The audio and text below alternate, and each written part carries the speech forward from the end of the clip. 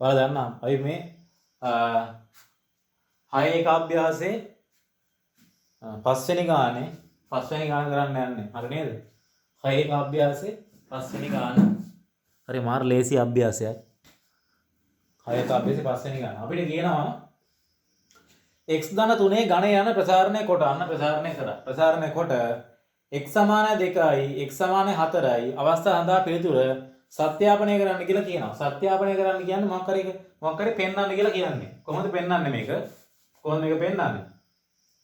අපි මේ එක පැත්තක් ගන්නවා. වම් අත පැත්තේ මේ කොටස ගන්නවා. ඒක කියන්නේ LHS කියලා. LHS සමානයි මොකද්ද? x සමානයි 2යි නා මෙතන දානවා 2. 2 දාන 3. 2 දාන 3 කියන්නේ 5යි නේද? 5 ගණේ කීයද? 5 × 5 25 25 5 125යි. හරි නේද? ඊට පස්සේ අපි ගන්නවා දකුණු අත පැත්ත. ඒකට කියනවා right hand side කියලා. RHS කියලා කියනවා. x සමානයි 2යි නම් මෙන්න බලන්න 2 තුන්වෙනි බලය. හරි. දාන්න. 9 වාරයක් 2 වර්ගය කියන්නේ 4යි. ඒ කියන්නේ 9 වරක් 4. 27 වාරයක් 2. දාන 27යි. බලන්න. 2 තුන්වෙනි බලය 8යි. 9 වරක් 4 9 වරක් 18යි 36යි. 27 වරක් 2 54යි නේද? 54යි. දාන 27යි. හරි නේද? දාන 27යි බලන්න. 7යි 4යි 11යි 11යි 6යි 17යි 17යි 8යි 17යි 8යි කීයද? 17යි 8යි 25යි නේද? අද මම දෙන්න දානවා 17යි 8යි 25යි 25න් 5 දානවා දෙකක් ඉතුරුයි 2යි 2යි 4යි 4යි 5යි 9යි 9යි 3යි 12යි අන්න 125යි හරි නේද?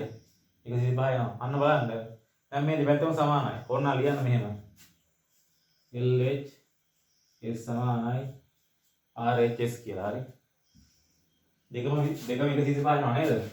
එහෙනම් අපිට මේක ලියන්න පුළුවන් දෙපැත්තම සමානයි.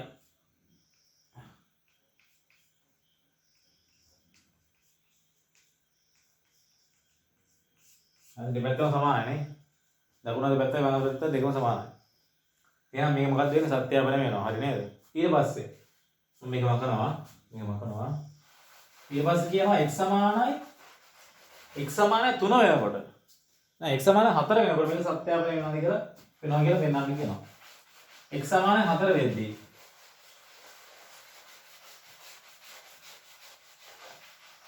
බලන්න x සමානයි 4 වෙද්දී LHS කීයද?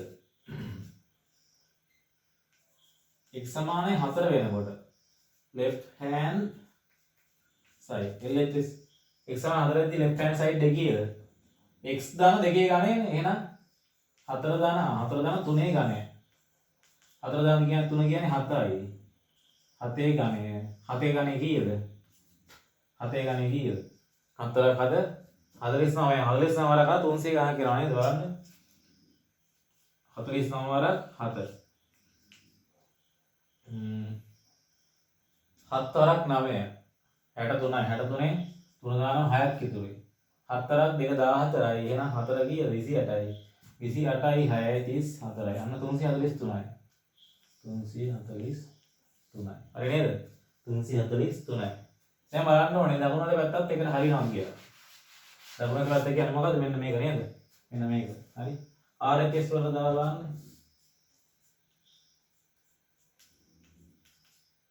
දකුණට පැත්ත දාලා බලන්න මොකද්ද 4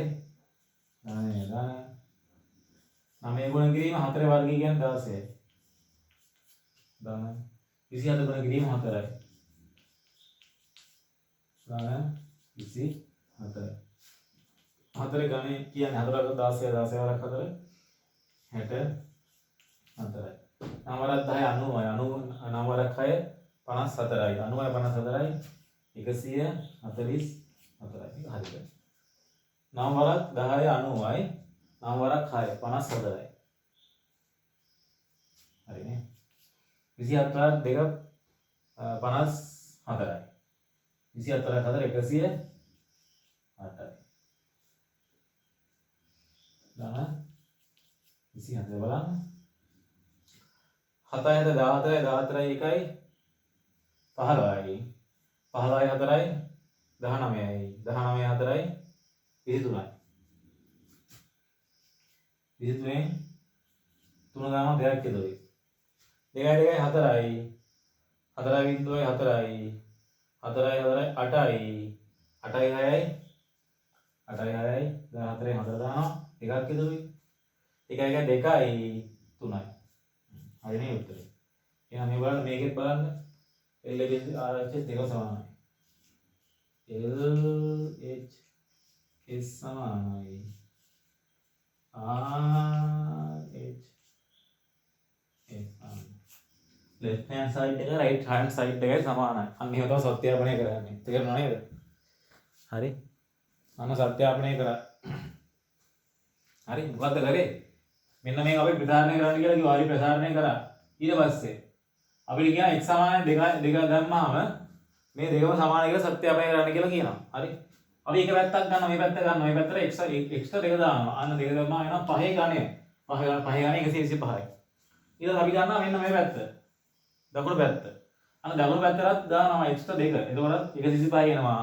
එහෙනම් ඒක සත්‍යාපනය වෙනවා සමානයි කියලා. හරි. මේ සමානවල තමයි සත්‍යාපනය වෙන්නේ සමානයි කියලා. හරි. මේ පැත්තත් ඒ වගේම කරේ පට්ට ලේසි. හරි. ඊට පස්සේ බලන්න 6 වෙනි එක.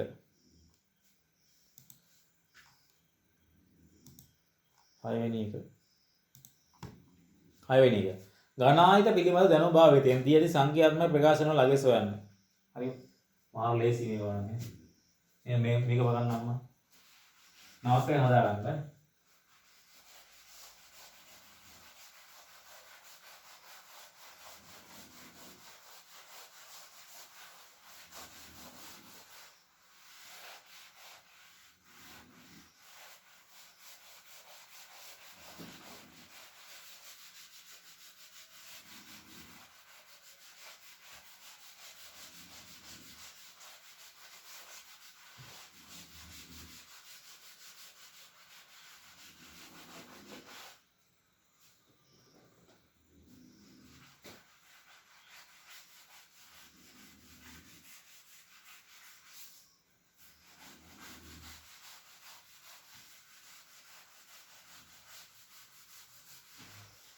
අවල පේපර් එක ගියා දෙන්න බැරුණා නේ.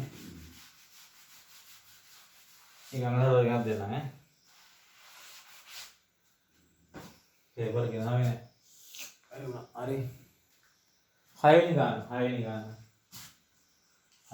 මොකක්ද තියෙන්නේ? ගණායක පිළිබඳ දැනුම භාවිතයෙන් දියදී සංඛ්‍යාත්මක ප්‍රකාශන වල අගය සොයන්න කියලා තියෙනවා. මොකක්ද මේකේ තේරුම?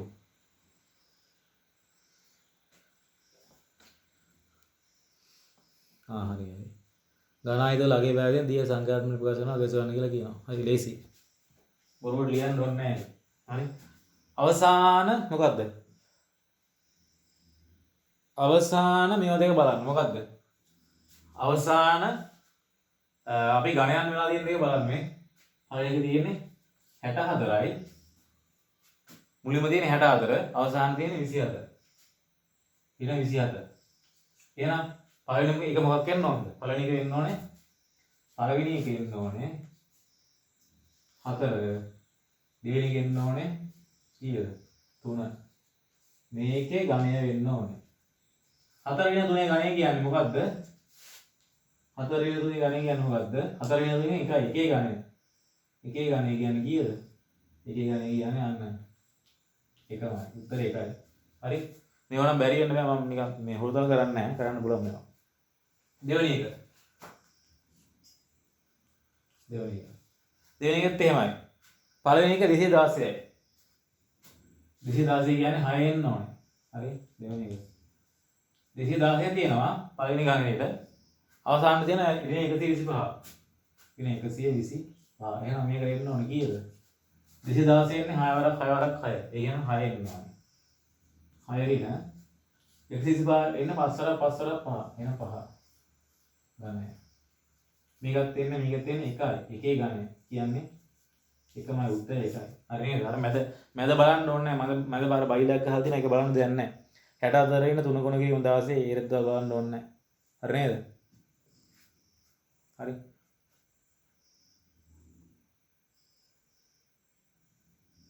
ඔය බලන්න දෙයක් නැහැ නේද?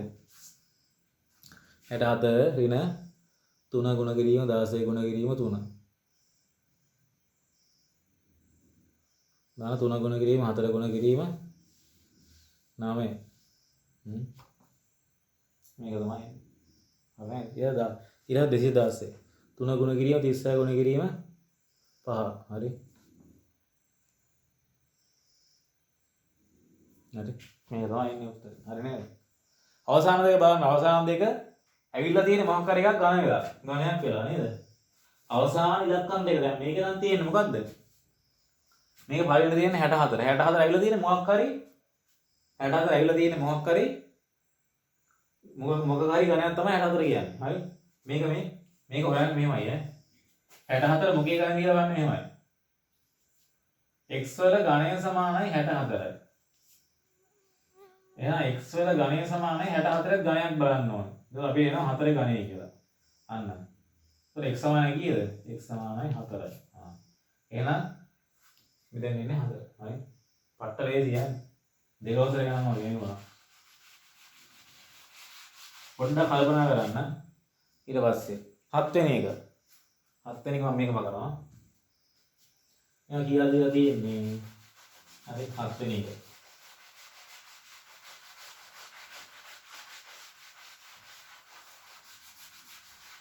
හත්වෙනි එක.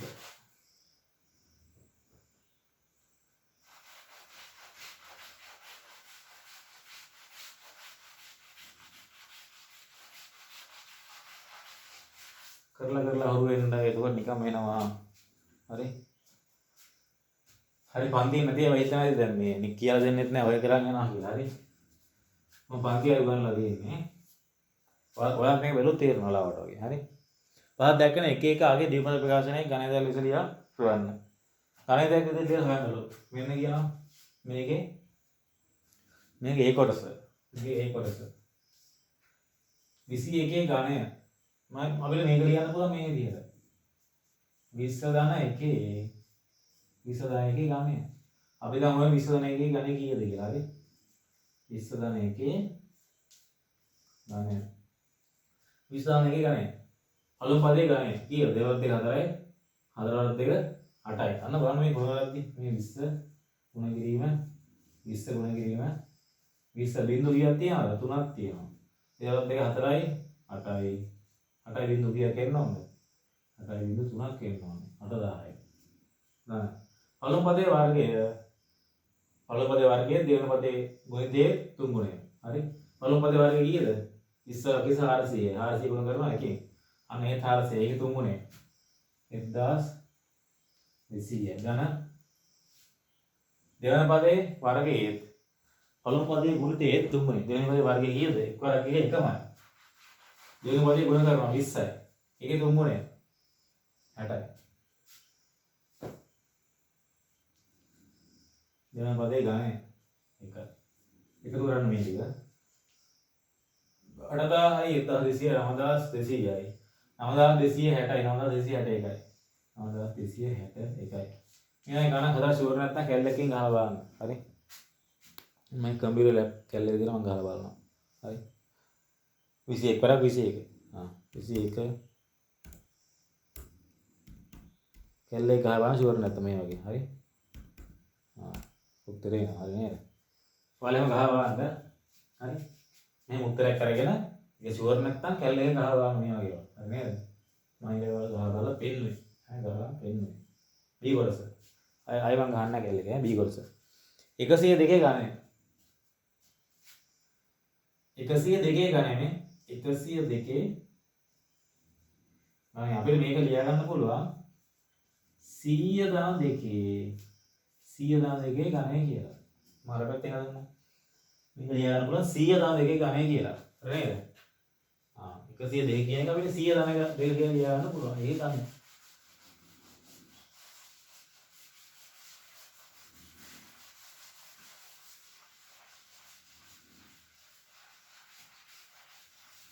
සීය දාන දෙකේ ගණය. අන්න බලන්න. සීය දාන දෙකේ ගණය. සීය දාන දෙකේ ගණය. පළමු පදයේ ගණය. මේ බලන්න මේ. හොඳට මතක තියාගන්න 100 ගුණ කිරීම 100 ගුණ කිරීම 100. හරි නේද? පළමු පදයේ ගණය 100ව 3ක් කියනවා. එතකොට කීයද දෙන්නේ? බිංදු දෙනවා 6ක් ඈ. හොඳට මතක තියාගන්න මේක. 2යි 3යි 4යි 5යි 6යි. පළමු පදයේ වර්ගයේ දෙවෙනි පදයේ ගුණිතය 3 ගුණය. පළමු පදයේ වර්ගයේ 10000යි. 10000 වරක් 2 20000යි. ඒකේ 3 ගුණය 60000යි. 60000යි. දෙවෙනි පදයේ වර්ගයේ පළමු පදයේ ගුණිතය 3 ගුණය. දෙවෙනි පදයේ වර්ගයේ 4යි. 4 100 400 400 3 ගුණය 1200යි.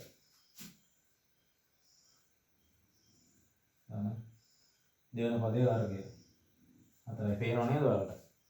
4යි. 4යි.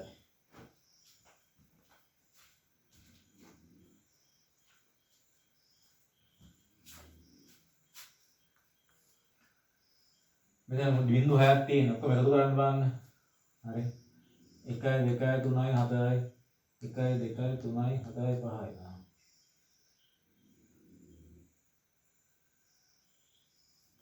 4යි බිංදුවයි 2යි 1යි 1යි 2යි 1යි 2යි 3යි 4යි 1යි 2යි 1යි 2යි 3යි 4යි 6යි 1යි 2යි 3යි 4යි 5යි. හරි නේද? ගැල්ලෙන් ගහලා බලන්න මේක ආවේ නැත්තම් මම වැරදි ඈ. හරි.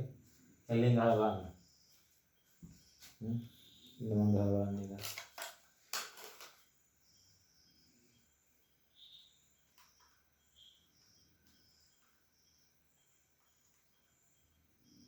හරි උත්තරය හරි. අන්න බලන්න මෙතන වැරදිලා මේ. මෙතන කීයද එන්නේ? මෙතන 8යි එන්නේ ඈ. ඇයි? දෙකේ ගණය කීයද 8යි. දෙකේ ගණය 8යි. මෙතන දෝ එන්නේ කීයද 8යි. අර බලන්න මේ. අර කලින් එකේ අපිට තියනවා නේද වර්ගය. දෙවෙනි පදේ වර්ගය අන්න ඒකත් මේක පැටලෙනවා. හරි. එන්නේ 8. හරි. ගණන් හදලා දෙපාරක් තියෙන්නේ. ඊට පස්සේ 17 ගණය 17 ගණය C කොටස 17 ගණය 17 ගණය කියන්නේ අපි දන්නවා 20 ඍණ 3 මොකක්ද ගණය අන්න හරි 20 ඍණ 3 ගණය බලන්න පළමු පදේ ගණය 8යි 8000යි ඊළඟ පළමු පදේ වර්ගයේ දෙවෙනි පදේ ගුණිතය 3යි. පළමු පදේ වර්ගය 400යි. 400 3ෙන් ගුණ කරාම කීයද? 400 වරක් 3. 1200යි. 1200 3. 3600යි. 3600. දෙවෙනි පදේ වර්ගයේ පළමු පදේ ගුණිතය 3යි. දෙවෙනි පදේ වර්ගය 9යි. 9 වරක් 2 18යි. ඒ කියන්නේ 9 වරක් 2 18යි. 180යි. 183 3 ගුණය. 183 ගුණය. 54 නේද? 540. 540. දෙවෙනි පදේ ගණය 27යි. බලන්න තුරු කරලා උත්තරයක් කියනවාද කියලා. උත්තරයක් ගන්න. 8000න් 3000 කරුණාම 5000යි. 5000න් 600ක් ගියාම කීයද? 4400යි. 4400 500 එකතු වුණා කීයද? 4940යි. 4940 20ක් ගියාම කීයද? 4940 20ක් ගියාම 4920යි. ඒ 20 තව අදක් ගියාම 4910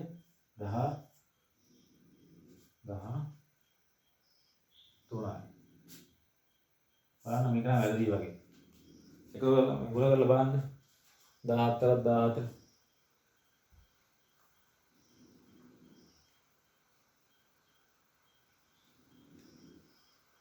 හරි 4913. හරි නේද? 4913. හරි. එපා වෙනවා නේ. ගණන් ගන්න එපා. ඔයාලා පුරුදු වෙන දේවල් තියෙන්නේ. හරි. මේ ගණන් හදලා පුරුදු වෙන දේවල් තියෙන්නේ. දැන් මේ ටිකම ඇඳුවා මතක වෙන්නේ නැහැ හදන විදිය. හරි නේද? මම කරනවා. මේ ටික ඇඳුවම මතක වෙන්නේ නැහැ හදන විදිය. එහෙම වෙන්න තමයි දීලා තියෙන්නේ. ඉස්සල්ලා මේ පාඩම මම තෝරගත්තේ සුළු කිරීම තියෙන හින්දා. හරි. ඉස්සරලාම සුළු කිරීම බී කරලා ඉවරලා අපි සුපිරි තීර දින පාඩම් වලට බහිමු ඈ. ඊට පස්සේ 98 වාර 90 කීයද? D නේද? D 98 ගණය. මේක ලියා ගන්න පුළුවන් 100 ඍණ 2 ගණය කියලා. එතකොට 100 ඍණ 2 ගණය සමානයි 100 ගණය. ඔයාලා දන්නවා 100 ගණය. හරි නේද? 100 ගණය. පොඩි වැඩි වගේද? හරි ලෝකල් ලියන්න. 100 ඍණ 2 ගණය සමානයි 100 ගණය. ඒ කියන්නේ 100 තුන් පාරක් ගුණ වෙලා කියන එක. ඔය බිඳු කීයක් යනවද? 6යි.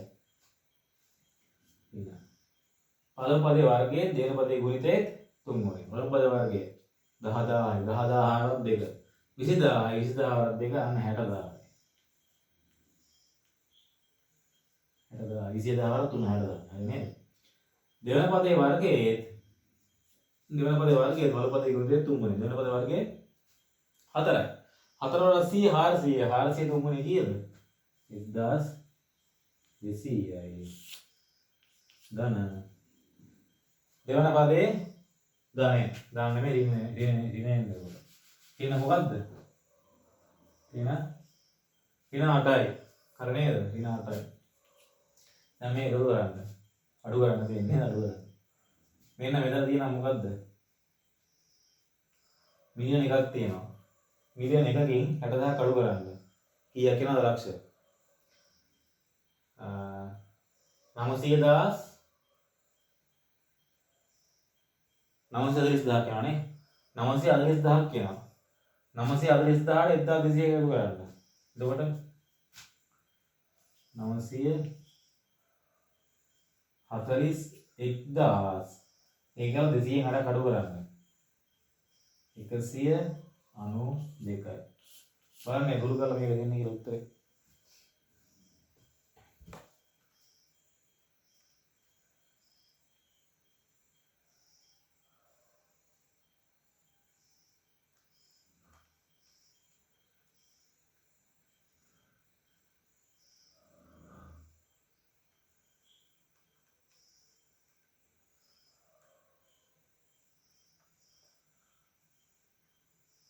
මේක තමයි උත්තරේ. හරි. උත්තරේ මේක. කැල්ලේ ගහ බලන්න. දැන් එහෙනම් කඩදරේ සුළු කරන්න තියෙනවනේ. සුළු කරලා ඉවරලා වැරදි නම් කැල්ලේ මේ වැරදි හරිද වැරදිද කියලා බලන්න කැල්ලේ ගහ බලන්න. ඒක හරි. හරි. දැන් මේ වගේ මේව වැඩක් නැහැ. හරි.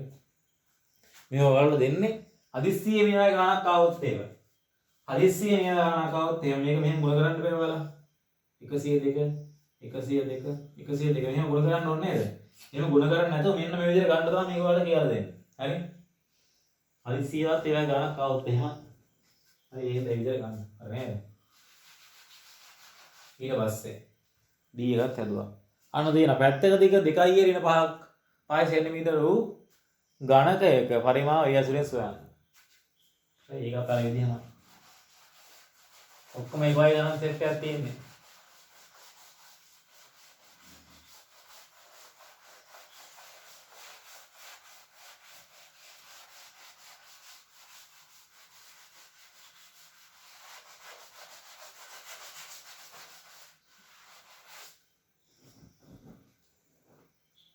හරි.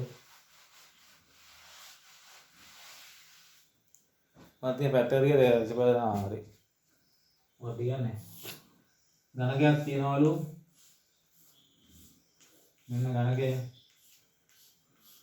මේක පැත්තක දිග 2i ඍණ 5යිලු සෙන්ටිමීටර්. ඔය පොතේ සෙන්ටිමීටර දාලා තියෙන දේ වැරදි ඈ. මේ මෙහෙම දාන්න බෑ සෙන්ටිමීටර. 2i ඍණ 5 සෙන්ටිමීටර. කොහොමද දාන්න බෑ වැරදි ඈ. ඒතකොට මේ ඍණ 5 සෙන්ටිමීටර අහුවෙන්නේ. එක්ක මෙහෙම දාන්න ඕනේ. 2i ඍණ 5 සෙන්ටිමීටර. නැත්නම් මෙහෙම. 2i ඍණ 5 සෙන්ටිමීටර. නැත්නම් වරහණක් දාන්න. නැත්නම් කැතගෙන. අර 2 එරින 5 සෙන්ටිමීටර.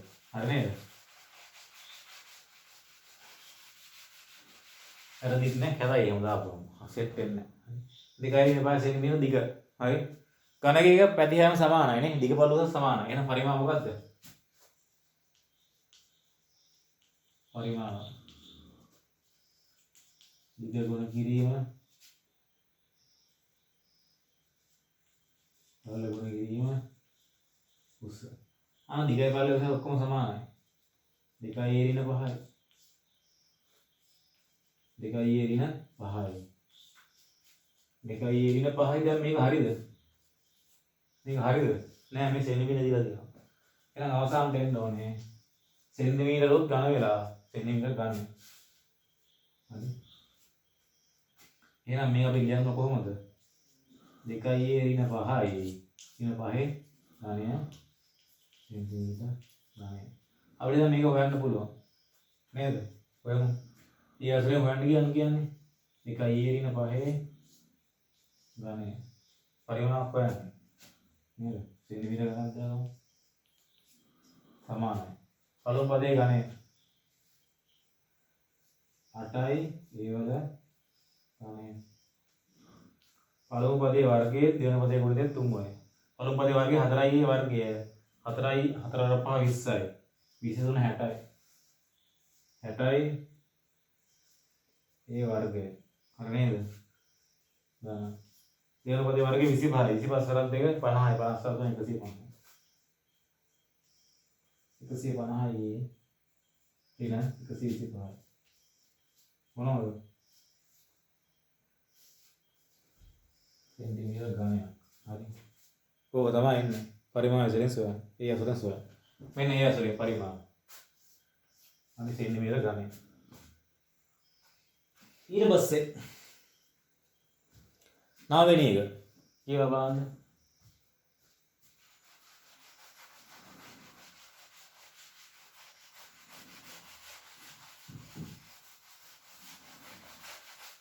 කොණ්ඩේ හිතන්නේ නැහැ මේ. මේක වහින්න මොනවද?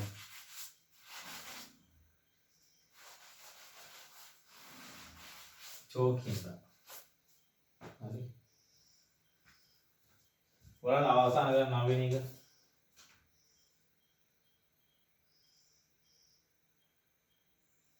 9 වෙනි එක බලන්න. 9 මොකක්ද කියන්නේ?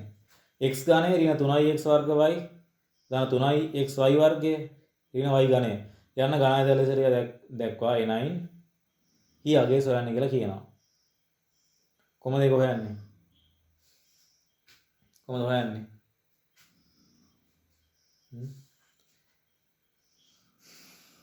මාර ලේසි ගන්න මේවා හරි.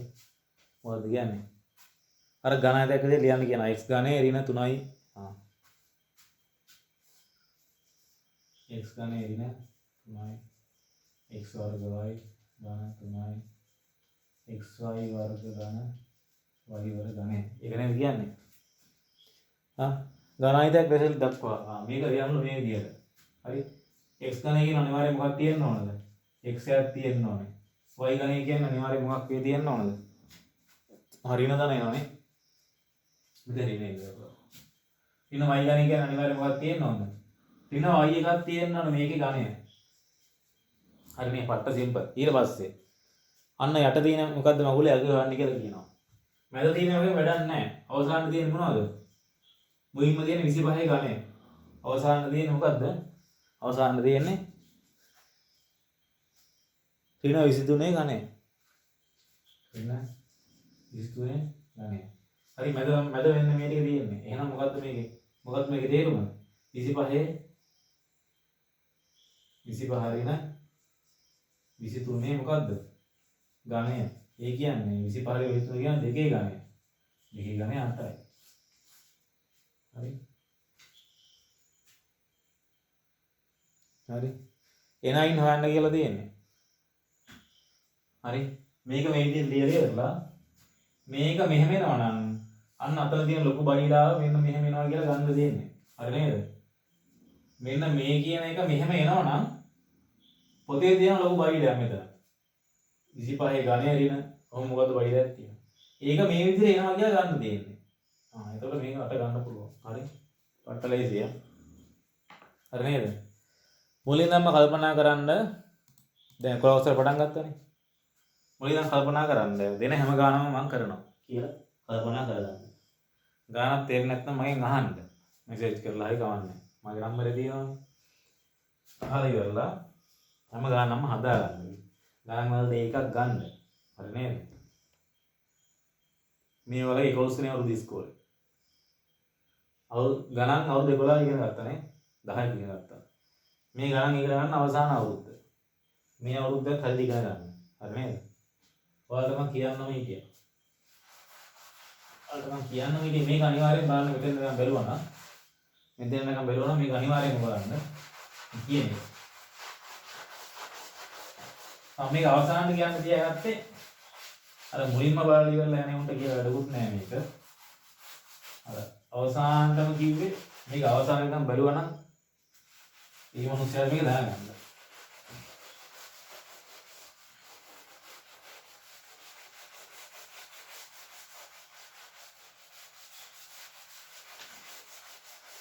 හරි අවසානට නම් මොකක්ද දෙයක් තියෙනවා ඒක හොඳට බලා ගන්න හරි නේද දන්නවා ඩිසිප්ලින් එක කියලා එකක් තියෙනවා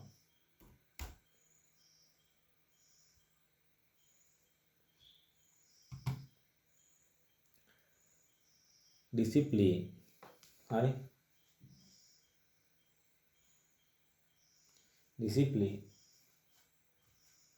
ඩිසිප්ලින් කියලා කියනවා.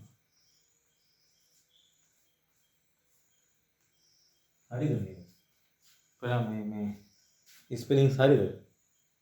DISCI නේද? DISCI PLIN DISCI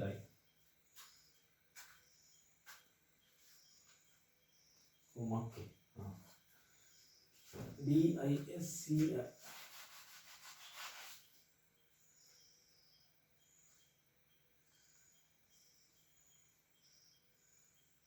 ඩිසිප්ලින් සිංහලෙන් කියනවා මේක විනය කියලා.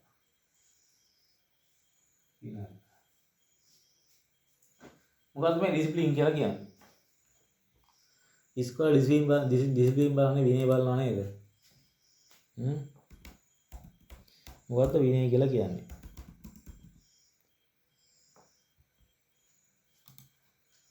මොකක්ද විනය කියලා කියන්නේ? කොණ්ඩේ කපන එකද? නෑ. කොණ්ඩේ විනයද? කොණ්ඩේ කියන්නේ විනයද? ඩිසිප්ලින් කියලා එකක් තියෙනවා. ඩිසිප්ලින් කියන්නේ මොකක්ද? කොණ්ඩේ. කොණ්ඩේ ලස්සන කපන එක ඩිසිප්ලින්ද? නෑ. ඇඳුම ලස්සන කපන එක ඩිසිප්ලින්ද? නෑ. අපේ දින එක්කෝ ඩිසිප්ලින් නැතිනවා නේ.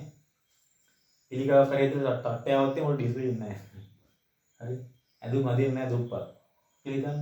ඇඳුම් අන්න නැහැ. ඒක ඩිසිප්ලින් නැද්ද? හරි. ෆෝල්ට් එකද ඩිසිප්ලින් කියන්නේ.